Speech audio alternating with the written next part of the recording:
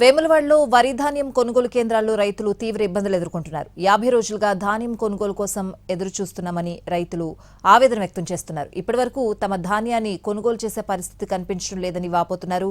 తేమ ఎక్కువగా ఉందనే కారణంతో అధికారులు ధాన్యం కొనుగోలు చేయడం లేదని రైతులు ఆరోపిస్తున్నారు. మరోవైపు కనీసం గన్ని సంచులు కూడా అందించడం లేదని వాపోతున్నారు.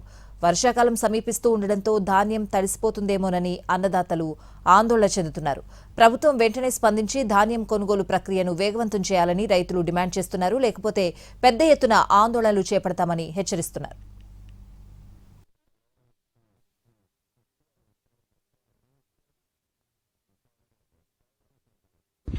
ఇప్పటికి 45 రోజులు అవుతుంది, 50 రోజులు అవుతుంది, 2 నెలల 10 రోజులు అవుతుంది. వరకు వచ్చి ఎక్కడెక్కడ ఉండిపోయినాయి. మరి ఇది వరకు లారీలు లేవు, అవి సంచులు లేవు, మనుషులు లేరు, పెట్టేటోళ్ళు లేరు, ఎక్కడెక్కడ ఆగిపోయినాయి.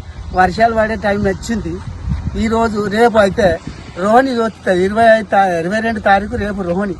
రేపటి సొంత కాలం మూడే టైం ఉన్నది.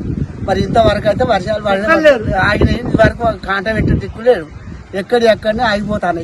ఇంతవరకు అయినా మమ్మల్ని ఇంత గోదపుచ్చుకుంటాను. మరి ఏం చేసుడు, బంద్ చేసుడా, మరి ఇవన్నీ తీసుకుపోయి ఏడబోసుడు, ఏం చేసుడు? మరి మా పరిస్థితి ఏంది?